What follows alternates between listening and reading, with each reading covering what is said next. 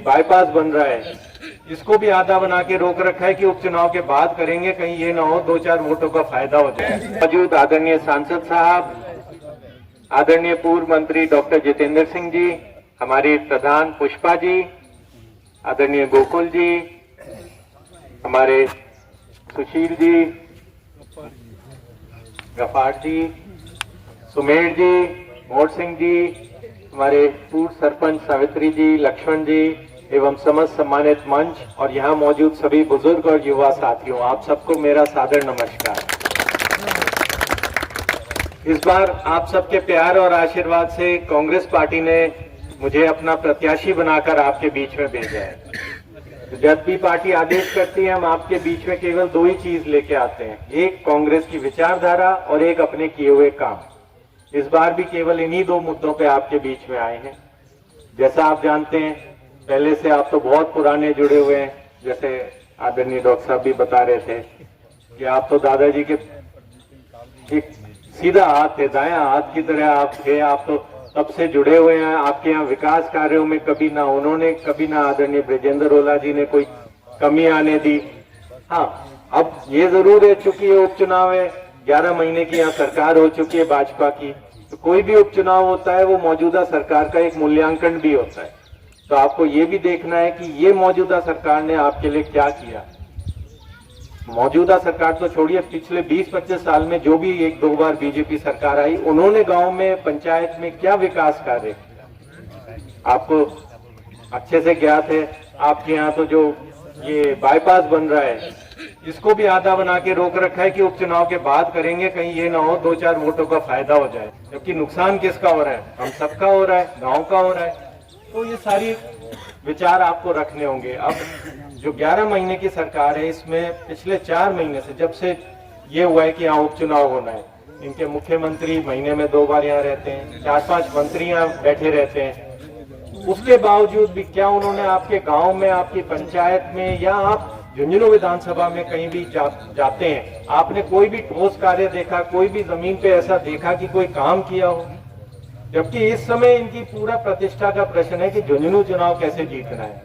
उसके बावजूद भी इन्होंने अभी काम नहीं किया, तो इनकी काम करने की क्या मंशा होगी, तो आप खुद समझ सकते हैं। इसके अलावा जो अपनी पिछली सरकार की स्कीमें थी जन कल्याणकारी, मान लीजिए सामाजिक पेंशन थी, 200 यूनिट बिजली फ्री आ रही थी, 25 लाख का चिरंजीवी थी जिसको 5 कर दिया। ये सारी योजनाएं धीरे धीरे इनको खत्म करते जा रहे हैं। आपका बिजली का बिल भी बढ़ के आ रहा होगा, पेंशन रुकी हुई है, सारी चीजें ये जो जन लाभकारी थी वो भी एक तरह से रोक दी है।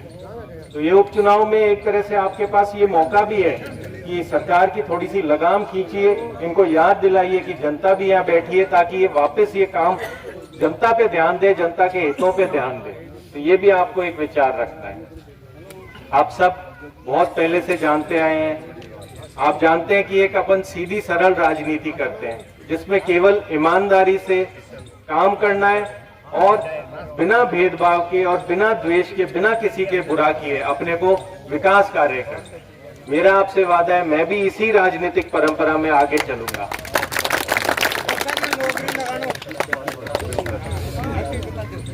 और आप लोग जानते हैं, आदरणीय शीशराम ओला जी ने कितनी लंबी लकीर खींची थी एक विकास कार्यों की, एक सामाजिक कार्यों की। आदरणीय ब्रजेंद्र ओला जी ने, जिन्हें आपने 4 बार विधायक बनाया, आप सांसद बनाया, उन्होंने भी उस लकीर को आगे बढ़ाया। मेरी भी यही इच्छा है और मेरा भी यही वादा है कि मैं भी उस लकीर को कुछ आगे ही बढ़ाऊंगा। और 13 तारीख को अपना 1 नंबर पे सबसे ऊपर निशान आएगा। आप वोट देके मुझे जितना सक्षम बनाएंगे, जो अधिकार देंगे, वो केवल और केवल आपके विकास के लिए और आपके सम्मान में ही इस्तेमाल आएगा और किसी चीज में उसका कोई दुरुपयोग नहीं होगा। ये भी मैं आपसे वादा करता हूं। आपको काम बताने की और ये सब आपको आवश्यकता नहीं है। आप ये भी जानते हैं कि जो भाजपा है ये धनबल की पार्टी है, इसमें मेहनत और इससे कोई फर्क नहीं पड़ता। आप टिकट भी धनबल से आती है और चुनाव भी धनबल के बल पे ही लड़ा जाता है। तो अपने को ये भी ध्यान रखना है, ये वही जगह है जहां से बिरला भी पैसे से चुनाव नहीं जीते थे। तो अब यहाँ भी इस बार भी धनबल को अपने को हराना है, ये अपने को ध्यान रखना है। और आप लोगों से एक अपील करता हूँ, आप लोगों ने दादाजी को बहुत प्यार दिया, पोते का हक थोड़ा ज्यादा होता है, उसको सवा करके बढ़ा के देना, इस बार बढ़ा के देना, ताकि मेरी ये जो यात्रा शुरू हो रही है, नई यात्रा, इसमें मैं भी आपके विकास में भागीदारी कर सकूं। आप सबका बहुत बहुत धन्यवाद। जय हिंद।